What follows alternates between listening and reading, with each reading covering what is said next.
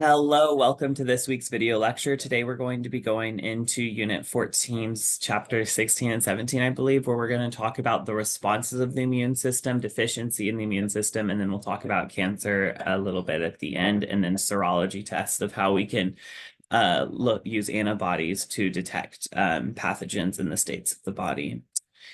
So with that, let's get started. So the first thing we're going to talk about is diseases of the immune system and the responses of the immune system. So there's the word immunopathology, which are these times where your immune system is misfunctioning, whether that's it has missing pieces, whether it's overactive, or something similar. Specifically, we're going to be talking about allergy, which is an exaggerated response, an overreaction to an antigen or an allergen.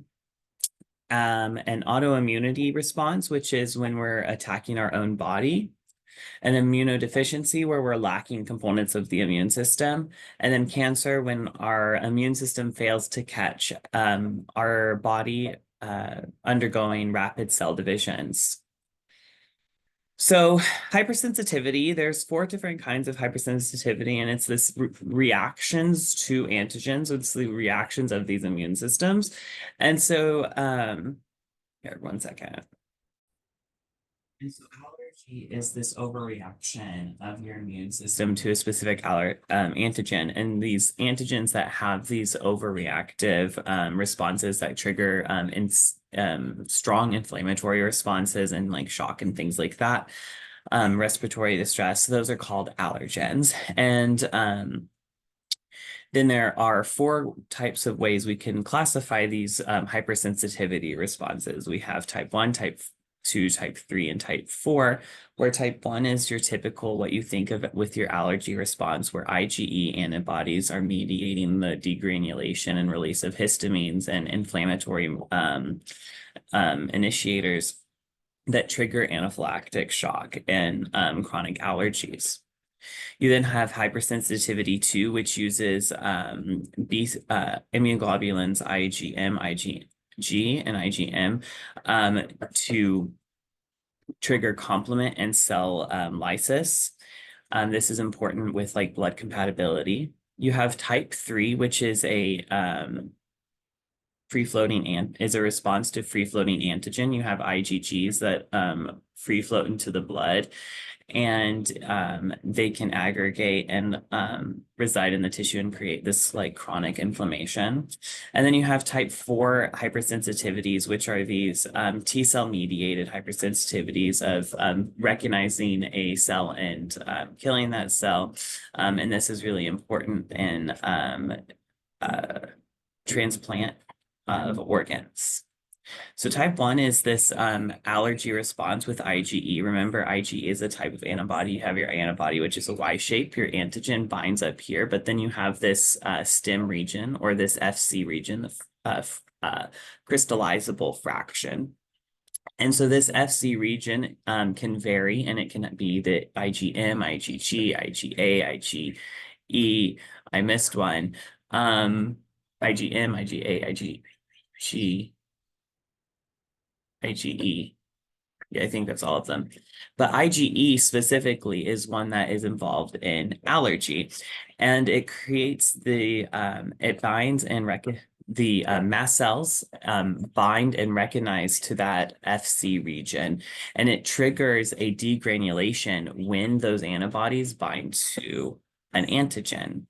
And so this type 1 hypersensitivity can either be kind of chronic and low, have kind of and not as severe and not be as severe with an atophy, where this is like your chronic seasonal fevers and things like this, asthma, dermatitis, asthma, eczema, and then you can have acute, very severe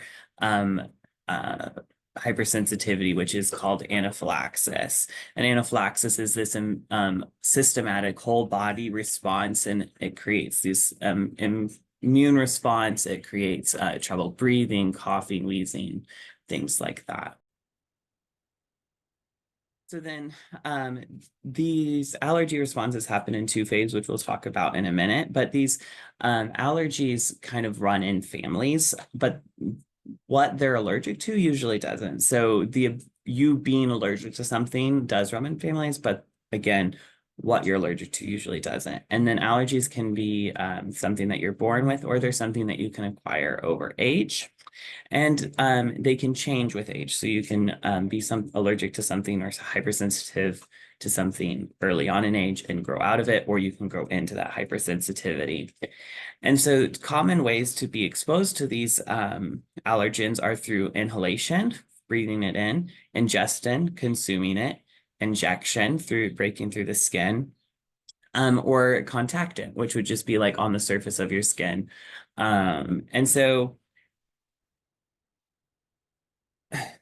And just like with pathogens, these allergens have to get into your skin in some way. And so these are also kind of portals of entry for these allergens.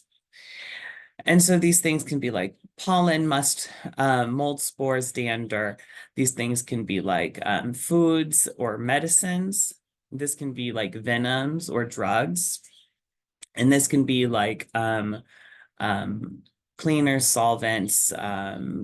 Sorry, I'm saying these as I'm writing them through. Inhalants, things that you breathe in can be like pollen, dust mites, animal hair, dander, things that you would typically come into contact with through the air. Ingestants with the things that you'd consume like food and water, and medicines. Injections will be things like insect bites, stings and venom, medicines and drug interactions there. Then you have contactants, which would be on the skin. These things would be like skincare products. These things can be like drugs. These things can be just like regular day objects. And these also can be like, again, like dander, and things can also be, you can be like topically reacted to, can be on your skin and you can react to it topically. So you have this two-phase with allergy type 1 hypersensitivity. You have a sensitizing dose and a provocative dose. The sensitizing dose is kind of making these IgE antibodies and kind of gearing up to be ready to trigger this response whenever it comes about, whenever this antigen comes about. And so you have this allergen come in and you say, oh, that allergen is not the self. We need to protect ourselves from that. We need to create an antibody against it. And we make an antibody against it and it binds to that allergen. Fantastic. But this antibody, just for whatever reason, it has a bit of a stronger response that is that causes problems, or it creates this allergy response. But this IgE antibody will go into the blood. It will complex with mast cells and basophils on the cell surface, and they'll just wait for the next antigen to come by or allergen to come by and bind to the antibody. When that happens, it triggers the cell to degranulate and cause inflammation. And so you have this first exposure and then the second exposure, where the second exposure is giving you those symptoms and signs and symptoms. And so here's a diagram of it so that I don't have to act it out as much. We have this allergen that's getting into the body. We know that antigen presenting cells chew up these foreign materials, and then they present them on their surface through antigen presentation using their MHC complexes. T cells recognize these MHC complexes and activate B cells, which differentiate and make antibodies. Sometimes these antibodies are going to be just like IgE, IgM, just what you like typically have. Other times it's going to make these IgE antibodies, and these IgE antibodies are the ones that are going to facilitate that allergic response. But they're already made because we've made this allergen, and we're essentially gearing up for if we ever see it again, we're going to be ready. And these IgE antibodies go through the body and complex with mast cells, basophils, things that have like histamine and granulocytes, or like granules in the, you can see these granules. Each of those granules have like cytokine signaling molecules, histamines, things that cause and facilitate the allergic response, inflammation, and things like that.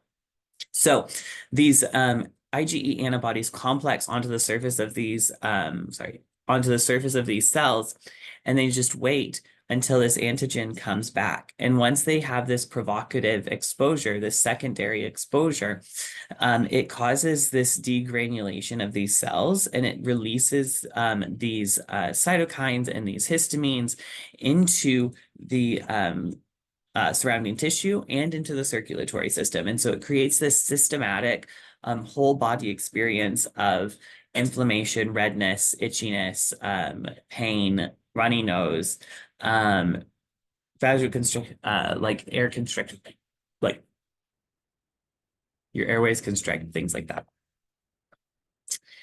So you have mast cells that are located through your connective tissues. Connective tissues run between and around all of your organs.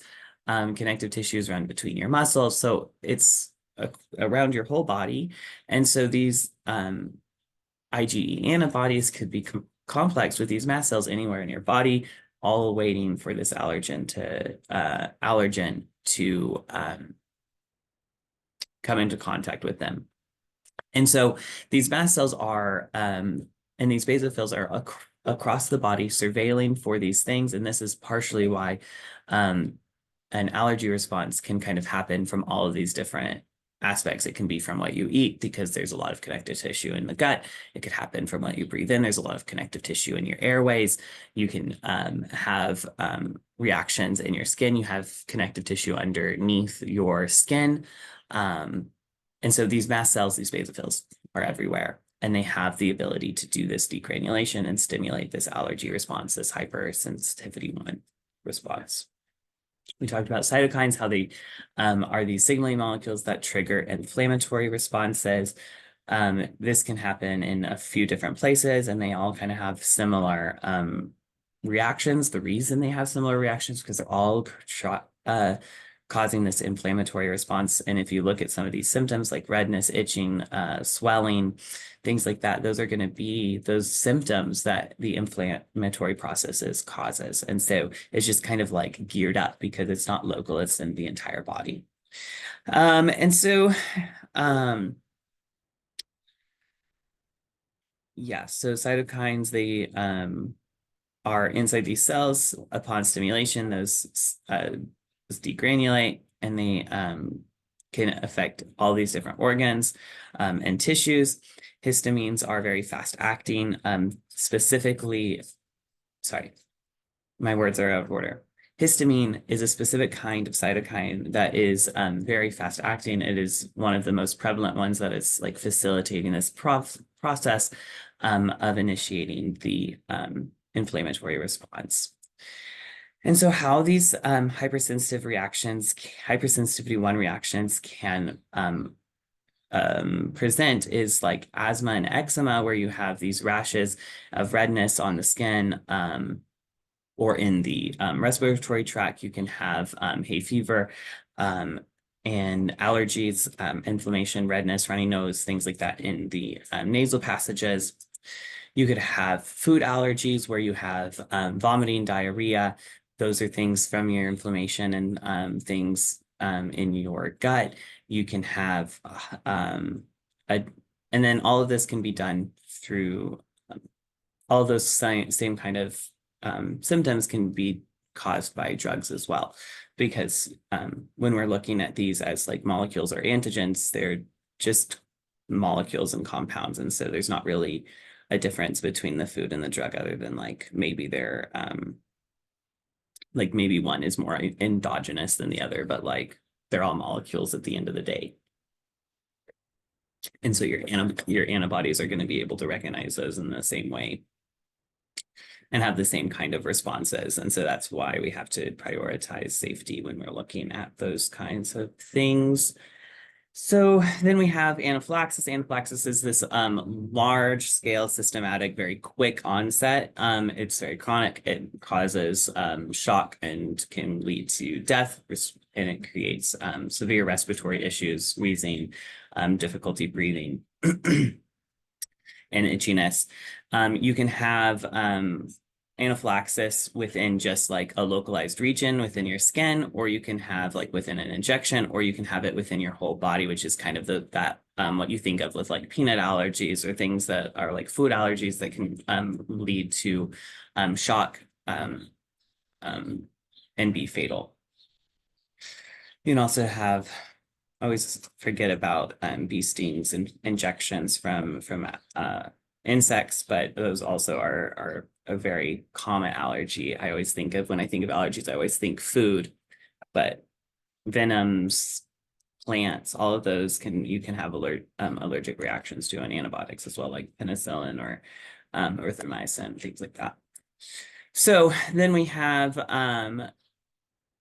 how do we prevent these hypersensitivity reactions? And so the first thing is we could try to block this whole process from happening, right? We have this allergen, it stimulates these IgE antibodies. Those IgE antibodies complex with your mast cells, waiting for your provocative exposure, that secondary exposure. Those antigens come in and it causes this degranulation and creates this swelling and inflammation.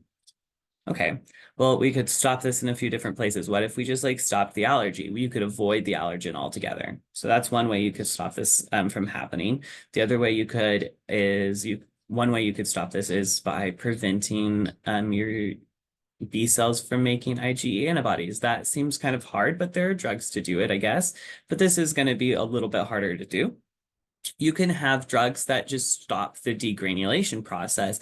This is a little bit more specific of a whole process. This is kind of like, we want the whole process to be in, if we're going to try to stop IgE for this like one particular problem, you would have to like say, these particular antibodies don't make those, but everything else you can make. That's a harder problem than just say, we don't want you to degranulate. And so it's easier to make drugs that are just like, don't degranulate. And so we can halt the degranulation of these mast cells with drugs. And it's a little bit easier because it's stopping that, or it's decreasing that whole process rather than just like one little specific thing. Hope that makes sense. And then you can also have trying to mitigate the effects of these degranulations. So it releases histamines. Well, maybe you can have antihistamines, things that decrease the effects of those cytokines that create the inflammatory responses. And so you can kind of attack these allergies at different time points in this progression, but it kind of depends on the specific situation and like what the allergen is to know what is actually going to work the most effectively for any individual person. You also have this other thought process called desensitization therapy, and this is still being researched on like how effective it is. But like in principle, it would work, but in practicality, it's not sure how effective it's going to be. But people still do it. And so this is, you have an allergy, you have these, you have allergens that complex with antibodies, and these antibodies can either like, sorry, you have these kind of, right? You have these allergens, they complex with your mast cells and they create this inflammatory responses. This plot kind of skips over that. So you have your allergens, they complex with your mast cells and they cause degranulation.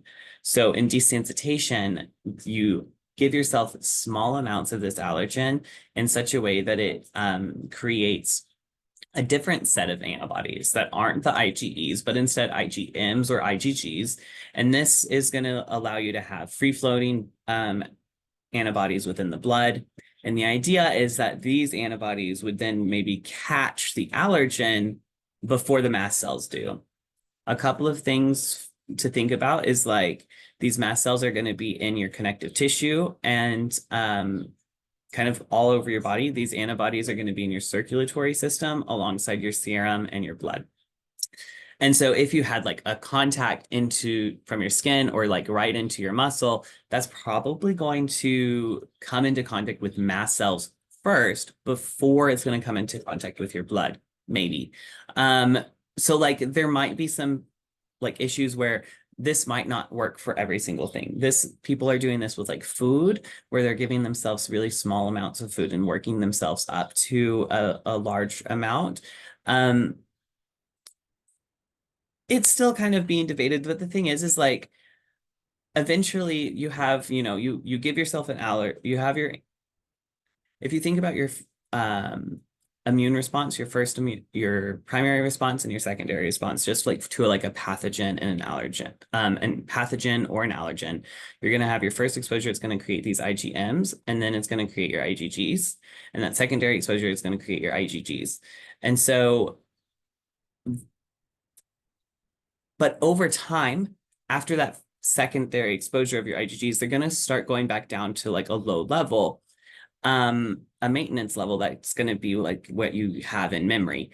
And these, to have enough IgGs in your body to neutralize all of these allergens before they come into contact with these mast cells, it's kind of like a numbers game. You're going to have a ton of these IgG antibodies in your body to be able to outnumber the mast cells, just to make it where it's like all of these allergens most likely come into contact with the IgGs first. And so because eventually you're going to have an exposure, it's going to increase your IgGs, and then it's going to go back down. You're going to essentially have to reintroduce this allergen over and over and over again to keep those IgG levels at a high level. And that seems like practically that seems fairly hard to do. But also it kind of is making it seem like you're kind of in this like heightened immune state. And so there's a lot of research that needs to be done on how helpful this is, how practical it is, and is there long-term consequences of doing it. Who knows if there is, like, they're working on it. We don't know yet how effective it is, but like definitely people anecdotally are doing this, and it does seem to be helping with allergies, like with food allergies, and like with like, I think food allergies is the main thing. But you have to keep in mind kind of the whole picture and how it like works together as a system to kind of weigh pros and cons. And finally, we get to type 2 hypersensitivity. And type 2 hypersensitivity is going to be those IgGs and IgM antibodies that are going to be causing the complement system to cause lysis in the cell when it recognizes specific antigens.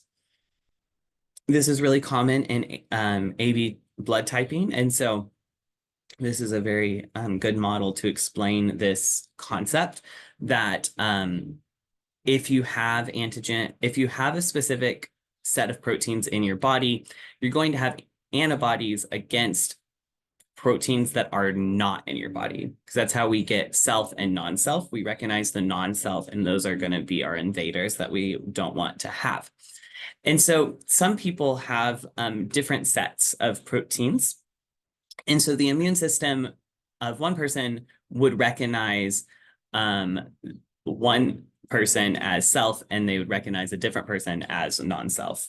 And this is really and blood type is a good example of this, where there is an allele where you can have AB blood alleles, or you can have not an AB, sorry. You can either have an allele for an A antigen, you can have an allele for a B antigen, or you can have an allele for neither of those antigens.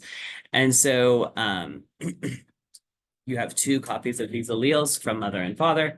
And so you can either have a combination of A, B, or neither. And this is going to give you your A type, B type, AB, or O blood types that you see across the population. And so if you have A blood inside of you, you're going to have this it's not a protein, but it's a conjugate. It's an antigen. I think it's like a sugar. I think it's a sugar conjugated onto your protein, but like, I'm not going to look it up right now. So anyway, you have this substance that is on your blood cells, and it's called the A antigen. And this A antigen, is yourself. So you don't recognize this as non-self. You don't have any antibodies against it, but you don't know about antigen B. And so that is going to be considered non-self. And so you're going to make antibodies against antigen B. And so because you know A, but you don't know B, you're going to have this antibody that can bind to B, and it creates these complexes of these clots. It's these clots like this. And then it causes the complement system to form, which is this big complex of proteins that punches holes through your membrane and causes the cell to lyse. Okay. But if you had B type blood, you would only know antigen B and you would not know antigen A. And so you would think A is non-self, you'd have an antibody against A. And so if you were given blood that was A, you would try to create this hypersensitivity to reaction, which triggers the complement system and which would lyse these A expressing blood cells. If you have A and B, you've seen both of them. And so you're not going to have an antibody against either of them. And so you would think that an A antigen is self and B antigen is self. The opposite's true for O type, where O type has neither antigen. And so they have never seen A or B. And so they instead have an antibody against A and they have an antibody against B. And so they would have a reaction if they were given A blood or B blood. And we'll talk about that, I think, in a little bit, right? So here you can have different genotypes of blood. You can either have AA allele, AO allele, or BB and BO, or AB or OO. And this is going to give us our phenotypes of A, B, AB, or O. And this is going to give us what we know as our self.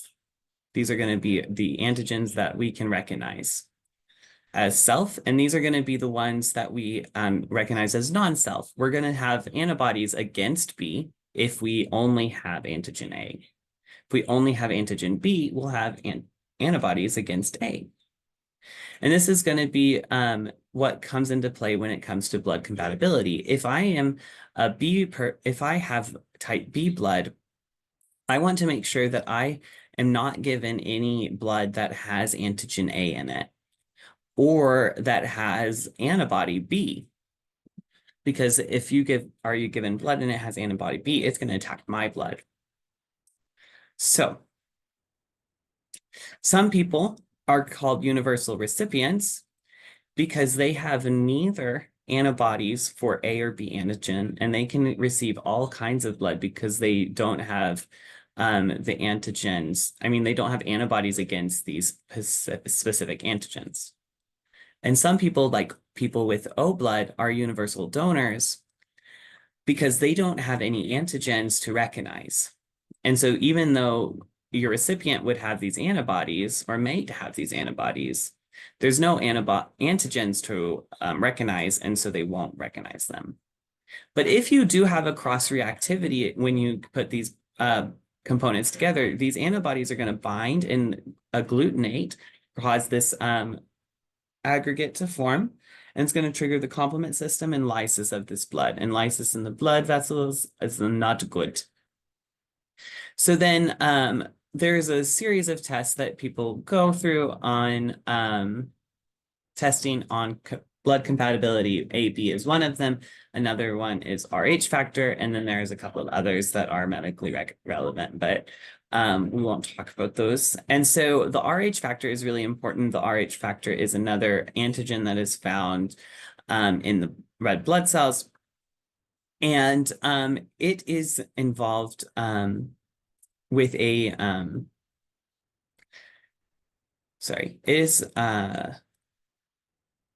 it's involved in, it's clinically relevant in childbirth, where a mother and a child, the compatibility between them is relevant for the baby's viability. And so you have the Rh factor, which can cause this hemolytic disease of newborns. And so you can either be Rh negative or you can be Rh positive. If you give me 1 second. And so if you're Rh negative, you don't know what this Rh antigen is. And if you're ever exposed to this Rh antigen, you're going to start making antibodies against it. This anti-Rh factor, this anti-Rh antibody is going to be what causes these issues within the fetus. So what happens is during childbirth, it is a traumatic situation, and it causes tissue damage, and there can be blood exchanged between the fetus and the mother. Sorry, the baby and the mother. It's not a fetus at that point. And that if your child has Rh positive factor and that blood got into the mother, that mother is now exposed to that Rh factor, and it creates these anti-Rh antibodies. This doesn't happen if the mother is Rh negative and the kid is also Rh negative, because the blood transfers and then in childbirth, and the mother doesn't have any Rh, the baby doesn't have any Rh factor for the mother to react to. So this doesn't happen. So it really only affects Rh negative mothers that are carrying an Rh positive child. Once they have this Rh antibody, it's a problem when they have their second child, because when this child has, if this child has the Rh factor, those antibodies can pass through the placenta into the developing child, and it can cause the child to have this immune response and a lysis of these cells and cause complement within the fetal blood, and that's why it's called hemolytic disease of a newborn. So it causes that lysis of the blood cells within the infant. And typically that is a terminal situation that occurs. The way around this is essentially the same idea as decentralization. Right before childbirth and right after childbirth, we're going to dose a ton of antibodies that is against the Rh factor. And essentially what we're going to do is essentially catch all of these Rh factors that get into the mother from the fetus, from the child's blood. Sorry, I keep calling it a fetus. Gets into the mother, but it's going to be all neutralized by all of that antigen, by all of that antibody. Okay. Sorry, I kind of fumbled my way through all of that. Let's try again just real quick. So a mother and a child can have either an Rh positive or an Rh negative allele. If the mother is Rh negative, there's a risk for them to develop an antibody that can subsequently affect their second child. This antibody specifically develops when that first newborn that has Rh factor in their blood through childbirth damages tissue, and there's blood exchange between the mother and child, and this Rh factor gets into the mother's body. This blood with Rh factor stimulates an immune response, that sensitization, not sensitization. It puts it into this mother's body. This mother creates antibodies against this Rh factor. And then life goes on. Through a secondary pregnancy, this anti-Rh antibody is in the mother. And if that baby has the second baby has Rh factor, these antibodies diffuse through the placental barrier, placental membrane, into the fetal blood, and it triggers the complement system within the fetal blood and creates lysis and death of the newborn. Okay. So the type 3 hypersensitivity is hypersensitivity to free-floating antigens within the blood. You have antibodies that are floating freely through the blood, and they're going to react with these antigens. This is what we're wanting to do, essentially, to neutralize this Rh factor when we dose. Sorry, going back to the Rh factor, when we deliver antibodies, we're essentially neutralizing the Rh factor that gets into the blood through childbirth so that she doesn't develop her own antibodies. And this passive immunity is going to degrade over time. So similarly, we're going to have these antibodies free floating in our blood that we make ourselves or we've injected, and these neutralize these these antigens. Sometimes, though, this creates an aggregate that can get that's hard for the body to clear, and it can cause chronic states of inflammation within the tissue. So what it's kind of saying is like in the blood, this kind of clumps up, it falls down into the tissue, and then it's kind of going to get stuck, but it's still going to be causing these immune responses. And these chronic inflammatory responses are going to cause you like tissue damages and things like that. And chronic like inflammatory diseases is the idea. And so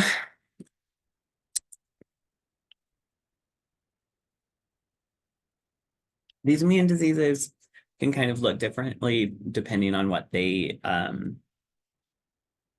kind of reaction they are causing, and what cells are involved and kind of where it is in the body.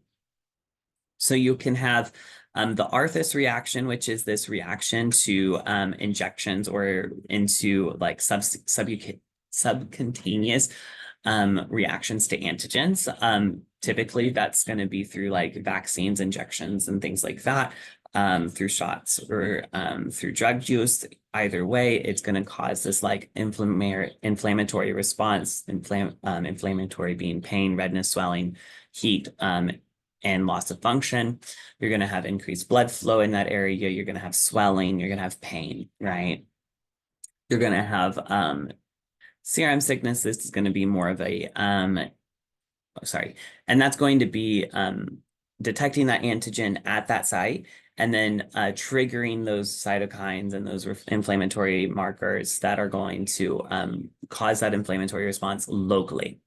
Then you have serum sickness, which is kind of when those reactions are systematic rather than being localized to the body. I mean, to one site in the body. And so this is going to be like your entire body is having these kind of immune signals being released to them.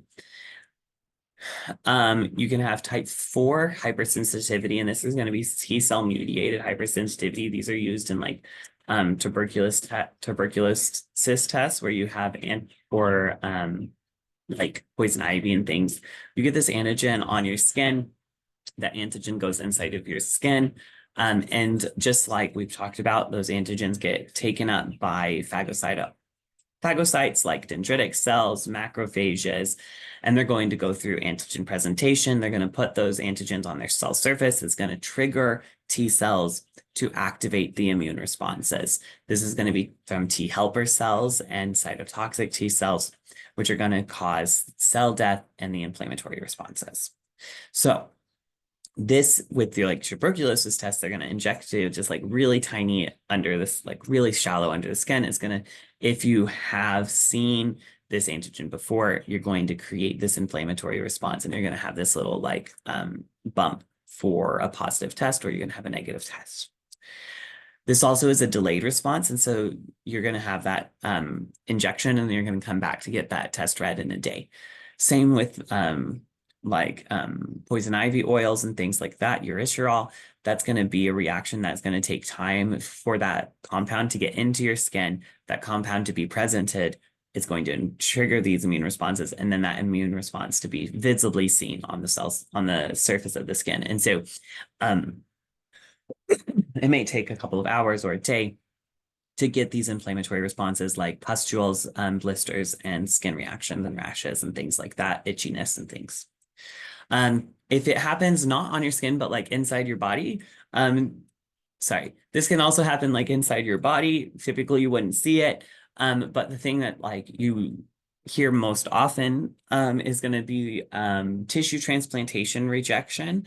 And so when you get an organ transplant, you have to go through rigorous testing to make sure it's a match. What that match is to see if the proteins that this donor and the recipient express, are they close enough for the immune system to be like, oh yeah, this organ that was definitely grown somewhere else is the self. And so the immune system is not going to be able to tell a difference between this organ and its native person that it grew in. That is a match. And that's so that we can know that the immune system isn't going to try to attack that tissue that's going to be donated or transplanted into a recipient. The way it does this is through MHC, major histocompatibility complexes, right? Remember, we talked about antigen presentation. We've talked about like macrophages and dendritic cells with their MHC complexes, but we also with MHC2, but we also talked about MHC1. And MHC1 is shown on all of your cells. And every person is going to have slightly different MHC profiles. And so, sorry, I kind of skipped a little bit of logic. So MHC is a receptor that can be a little bit randomized, and that randomization gets this like diverse profile of proteins that you can put on your surface. So it's kind of like, instead of just like one antigen presentation, it's kind of like we can put all of this up there. And some people are going to be able to put these antigens, right? We're going to put like the ones that look like this, and others are going to look like this. And so the antigens look different. I'm going to show the back of my hand and the front of my hand to show differences there. And we have to make sure that those MHC complexes are around the same, so that they're presenting about the same profiles of proteins. And that's going to be essentially the T cells are going to be able to look at them and be like, oh, I don't see anything abnormal here. Oh, I don't see anything abnormal here. So I hope that kind of is a good visual description of what MHC complexes are doing. But essentially, those MHC complexes are auditing the cell, and depending on different arrangements of these MHC complexes, which are defined by your genetics, and genetics are different between persons, and those genetics cause different MHC profiles to be expressed. You're going to, I kind of lost my train of thought. I thought it was going to be a good description too. Oh, well. Anyway, you put these MHC complexes on your surface, and then you audit them, and your T cells recognize them. And if your T cell recognizes these MHC complexes as non-self, it triggers cell death, cytotoxic behavior, cytotoxic signals causes cell death in the cell that it's signaling. I am like lost in the weeds, but it's okay. We'll keep going. So then you have this, like, for instance, you have this tissue that's been implanted into this person, and they have different MHC complexes. Maybe they have different MHC complexes than the person, and the T cells are going to say, oh, these MHC complexes are not the self. We're going to recognize them and start to kill them.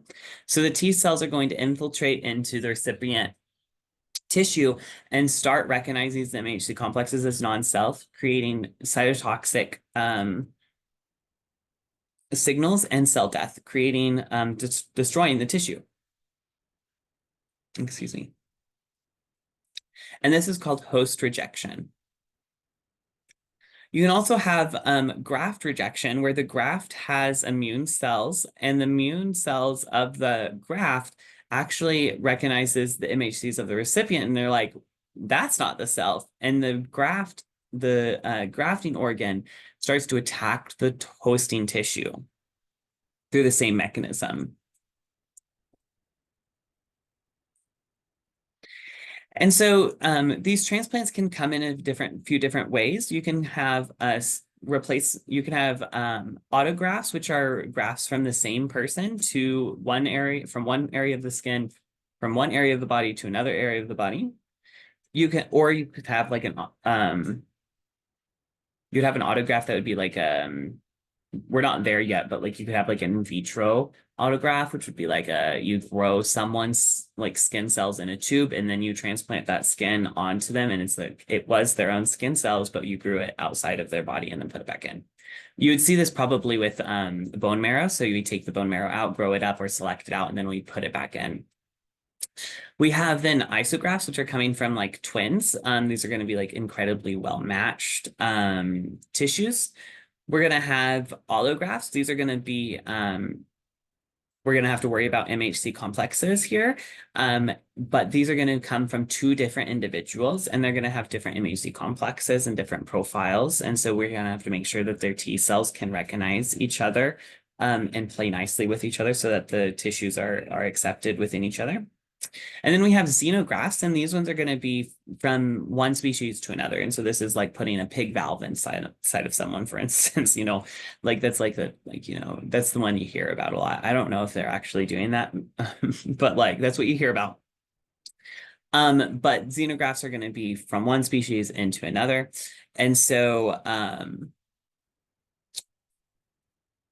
for these ones that are coming from different people, you're going to want to make sure that they are going to have a match between the tissues, that they're going to have an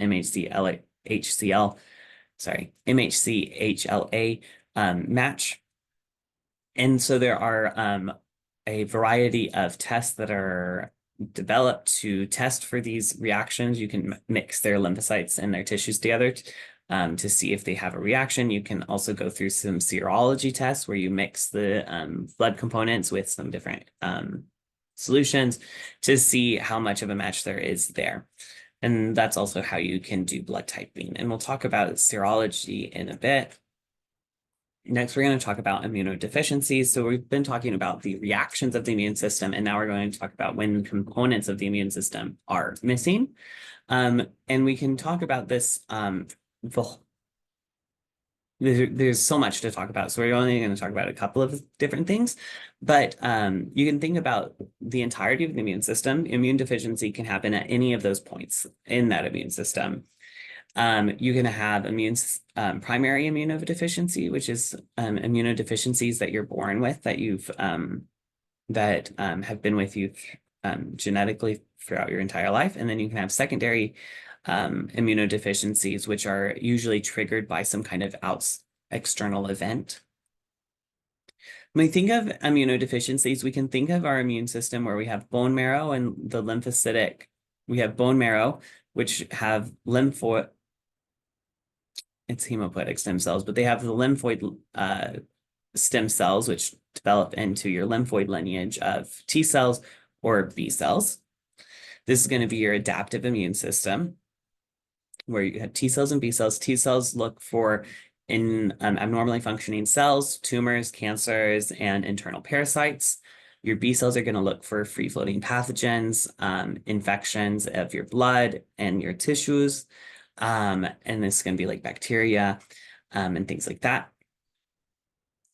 So you can break all of this by having an immunodeficiency really early on in development, where you're going to stop the development of T cells and B cells both. This is called severe combined immunodeficiency, or SCID. And severe combined immunodeficiency, there's a few different kinds. There's X-linked, and there's a couple of like genetic versions. But this makes it where you don't have very many, or you don't have any T cells or B cells. And so you're severely immunocompromised. And so you're going to find this out very early in life, and you're going to have very chronic infections, and you're going to have a low life expectancy because of how little defenses your immune system has. You have, when you have your lymphoid lineage, you have your T cells, which again are those are going to be surveilling your tissues for abnormally functioning cells, tumors, tissues, and internal parasites, intercellular parasites, intracellular parasites. DiGeorge syndrome is the process of eliminating these T cells. So DiGeorge syndrome has a hindrance of the development of the T cells. And so without T cells, you're going to have a hard time fighting off these intracellular parasites, like viruses. You're going to have a harder time detecting and halting tumor development and cancers. So if you don't have many T cells, you're going to have more tumors. You're going to have more viral infections. B cells have something called agammaglobulinemia. And you can think of this as, if you know that antibodies are called immunoglobulins, A globulin, and so it would be without globulins within the blood. And so this agammaglobulinemia is low levels of antibodies within the blood. And so if we have low antibodies in the blood, we don't have very many B cells, we don't have very many antibodies, we're going to not have very many, we're not going to have a very strong immune system against pathogens like bacteria. So again, agammaglobulinemia is low levels of gamma globulin, which is your immunoglobulins or your antibodies. Another name is a hypogammaglobulinemia, just in case you wanted the name a little bit longer. And then you have, this is a B cell deficiency, and it's a primary immunodeficiency. So this is something you're born with, and this has low levels of B cells. And again, you're gonna have a weak immune system, having chronic bacterial infections that are hard to clear. Then you have DiGeorge syndrome, which is T cells, and T cells are going to be with those internal intracellular parasites and tumor growth. And then you have SCID, which is severe combined immune deficiency, which is going to eliminate your T cells and B cells of both. Remember, combined, which would be both. And this is going to be a very hard time fighting off both viruses and bacteria and tumor and cancer. But because tumor and cancer takes time to develop, you're going to, mostly your biggest issues are going to be viral infections, fungal infections, and bacterial infections. The second type of, you're going to have secondary immune deficiencies, and these are immune deficiencies that are triggered by external events that are not that you're not born with. And these are things that like AIDS, where HIV infection, like human immunodeficiency viruses, HIV, can infect your cells and specifically eliminate your CD4 T helper cells, which are the ones that help recruit and facilitate signaling to your immune system. And it also helps activate your B cells, which we really haven't talked about too much, but they're necessary for activating your B cell responses and making antibodies. But they're just kind of like this, kind of a switch kind of thing, or like a checkpoint. And so when you don't have T helper cells or CD4 cells that have been killed by an HIV infection, you're going to have a dampened immune deficiency, right? Immunodeficiency, human immunodeficiency virus. That's where we get the name from.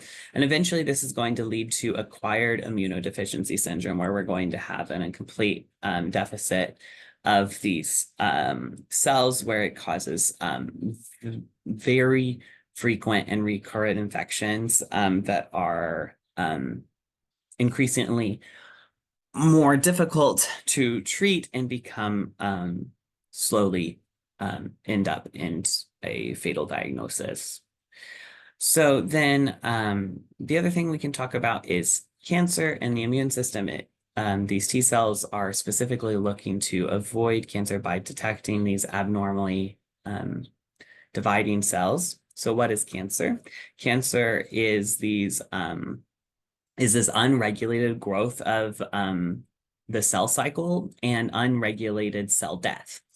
And so it's defined as this growth of abnormal cells, which is defined as neoplasm, which is this creation of these, I don't know actually what that root word means, never mind.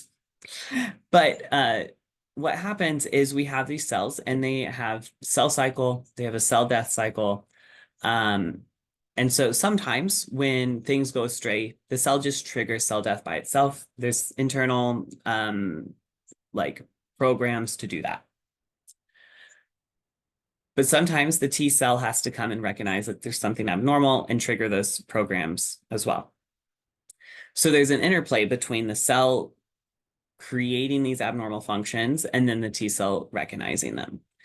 And sometimes these neoplasms can be benign, or they can be malignant, where benign are going to be local to one specific region, and malignant is going to be where they can become systematic, where they spread to different parts of the body. And these cancers don't just like trigger out of the blue. They're acquired over time with the accumulation of multiple mutations. And so there is like these, I can't remember the exact saying, but there's like this hallmark, there's like these like trademarks of cancer, and essentially where there is a set of multiple sets of mutations, and there has to be multiple sets of mutations that kind of work to dysregulate the cell cycle, which is going to make more cells, or the cell death cycle, which is going to be what kills the cell. And so both of these kind of result in this abnormal growth in these tumors to form. And these tumors can either be cancerous or they cannot be cancerous. And or they can be benign or they can be malignant. And these mutations can come in a few different ways. It's not just usually, first off, it's not usually just one mutation that causes the cancer, but it's accumulation of multiple mutations that result in this this behavior and these cancerous phenotypes. And so these errors can accumulate over time through errors in mitosis. Remember, mitosis is the process of cell division, and sometimes you have to make 2 copies of your DNA and separate it into those 2 cells. Sometimes there's errors in that process of separating that DNA, and sometimes some pieces of DNA gets lost or sometimes get gained through that division process or get broken in that division process.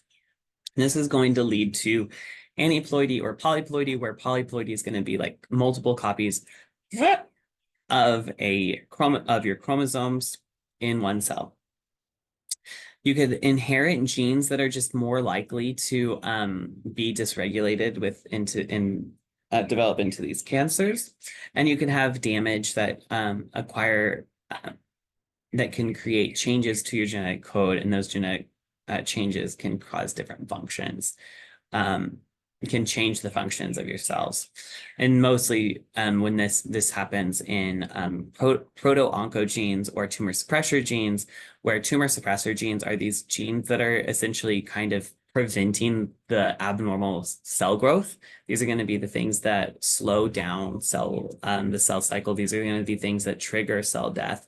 These are going to be the things that help your cell not become too overly ambitious with growing and become a big mass.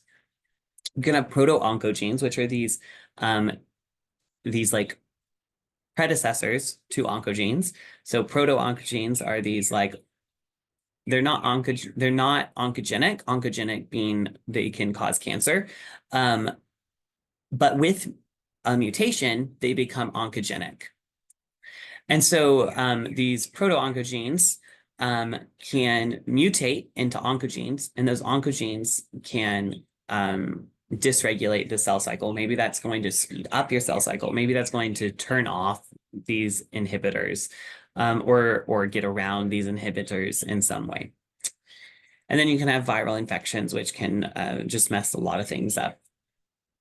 And so we talked about how oncogenes are these genes that when mutated can lean towards these cancerous phenotypes. Viruses are a really big part of causing cancer, it seems. In research that we're seeing that there's a big correlation with these viral infections and how cancers arise. And it seems like it's because of viral hijacking. And so viruses need your cellular machinery to replicate and make more of the virus. The virus gets into your cell and essentially hijacks the cellular machinery and turns it into a virus-making factory. And that hijacking changes some of the cell cycle. It changes some of the systems within the cell and their functions. And sometimes those changes can lean the cell to more of a cancer-like phenotype. And so it's been shown that these past viral infections can kind of predispose you to these cancer developments. And things like Epstein-Barr, herpes, and hepatitis are major contributors to these kinds of things, and HPV as well. And so this kind of gets into the idea of immune surveillance, that the immune system is working to prevent this by surveilling the body's tissues, by going around looking at those MHC complexes, looking for abnormal like cell signals, and then triggering those cell deaths to happen. But sometimes those cytotoxic T cells or macrophages don't function properly and can't detect that cancer, or they are just dysfunctional and they can't. And so they might not be able to detect that cancer because their function is poor. They don't have that capability. Or it could be that the cancer itself has adapted to evade these immune responses. Maybe the structure of the tumor is in such a way that the immune cells can't get into it. Maybe the cancer is expressing all of the normal proteins that every other tissue would be. And so there's just on the surface, you don't see anything different from a normal tissue from a cancer. And so that's why treating cancer is so difficult, is not only is those set of mutations that caused it to be cancer different in every single one of those, in every single patient, in every single cancer. Okay, there's some overlap with some of those mutations, but like overall, there's quite a bit of heterogeneity across populations of cancer cells within even one singular tumor, not even to say in different people. And so this is why tumor is so hard to treat, is because the mutations are always can be different. It's always adapting, and then also there's selective pressures. We're trying to treat it with treatment, and then the immune system is always trying to treat it. And so there's selective pressures for the cancer to evade those medicines and the immune system. And so it's kind of like trying to chase antibiotic resistance. There's pressure for bacteria to create antibiotic resistance because we're treating it with antibiotics. And so it's creating this problem. And so like there are trade-offs with treatment and not treatment. All of this to say that it's a complex and dynamic system that is changing over time, which is complicating the clinical application and treatment of these things, but also it's complicating how your immune system is recognizing and trying to fight this cancer. So surely I've got it through most of the stuff with immune surveillance at that point. Let's see, what's this about? Oh, yeah. So if you have compromised immune system or a deficiency in the immune system, you're not going to be able to surveil your body, and you're going to be able to not detect these cancers or tumors or even the pathogens that are in the body as well. Next, we can talk about how we leverage the antibodies and things in the clinic for diagnostic or for research. And we do this through serological testing. And this is essentially the testing of different fluids of the body or serums to identify if a bacteria or a pathogen's there, if an antibody's there, all different kinds of things we can detect using these serological ideas. And it's essentially leveraging antibodies, what's in the blood, and the reactions of like agglutination, where things like can clump up, to our advantage. And so serum can test the amount of antibodies and the amount of antibodies within the serum, or the amount of pathogens within the serum. And we can test different types of fluids: serum, sputum, urine, cerebrospinal fluid, saliva, things like that. And essentially what we have is we have some reagents and we have our sample. We can put them on a slide and we can, just like a blood test, mix them together. And if they clump up, we can see that clump and realize that whatever we're testing for is positive. So in this case, we have these two samples, we put them together, we look at them under a microscope, and we see that in all of these top cases, they're very clear. But in this bottom down here, it's all choppy. This choppiness is that those granules, those clumps, those aggregations, those agglutinations, right? Those agglutinations is that proper term. And that agglutination is showing us that we do have Neisseria meningitis in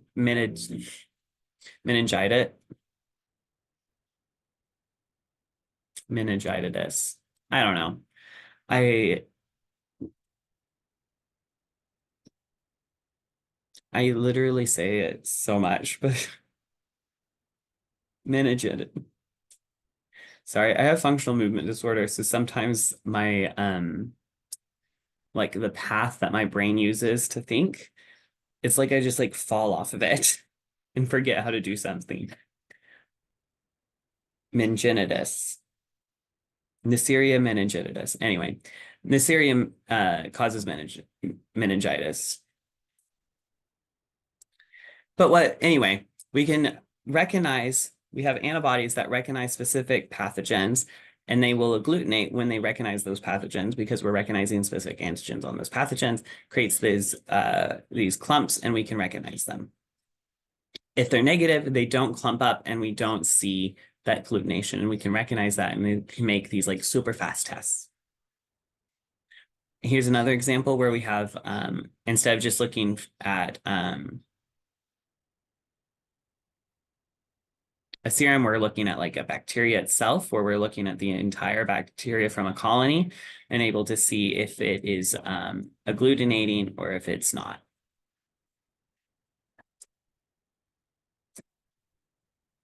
Excuse me. So here you can see agglutination is this process of the antibodies binding to your antigen and kind of forming these like large aggregates, and these large aggregates kind of fall out of solution. And so you can even test this agglutination within a tube where you have your sample still like cloudy, or it can get cleared and this liquid can be cleared and the substances can be sedimented out in these aggregates when the reaction is positive. We can also take advantage of antibodies to look at if antigens are present in like a plate. You can put your antibodies in one well and you can put your antigens in another, and they'll diffuse out, and where they meet, they'll precipitate out and create this, they'll precipitate out of a solution and create this white look. And so you can see which ones are positive. So this S2 has an antibody for H antigen, but S3 and S1 do not, because it has a precipitate here, but it doesn't have it here. And you can see here's another example where there's a reaction in these locations and a reaction in these locations, but not between the other ones. We can use antibodies that are fluorescently tagged to just visually look at the under a microscope. And sometimes putting a fluorescent tag on your antibodies are really expensive. So what we do is we have a secondary antibody that's a commercial standard that's a lot cheaper because it's commercially standardized. And then you'll have that antibody can recognize the FC region of your primary antibody. And this is going to just be the same kind of thing where you can visually look at your bacteria, but you do it in like a lot less of it, in a lot cheaper of a manner. You have a lyse, which is a way of being able to detect the concentration of your antibodies using antibody titers. So you have antibodies and antigens that are going to be put into these wells, and it's going to change color, and depending on the intensity of the color is going to be the intensity of the coloration. So we have an indirect ELISA and we have a sandwich ELISA. Indirect ELISA looks and measures antibody concentration. So we have an antigen in the well that we know that we're wanting to be like, do they have an antibody for this antigen? We have this antigen in here, we put the serum in and we wash it away. If they have that antigen, if they have that antibody for that antigen, it'll bind and stick. And if it doesn't, it'll wash away. Then you add your secondary antibody with your little probe, and it'll bind to the FC region. And if it doesn't have that antibody, that your secondary antibody just gets washed away. And then you'll add something that changes color with that your probe that you have. And so we have this enzyme that takes this substrate and creates this colored product. And so when all of these components are present, the color is produced, and depending on the concentration of this antibody, more color is produced, the more antibody there is. If there's no antibody, there's no color.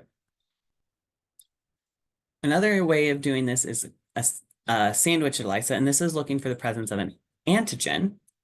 And this we put antibodies in the well instead. And this time we're putting our sample in to look for a specific substance. And if that substance is there, it stays. If it doesn't, it washes away. And then we add an enzyme that has this, enzyme,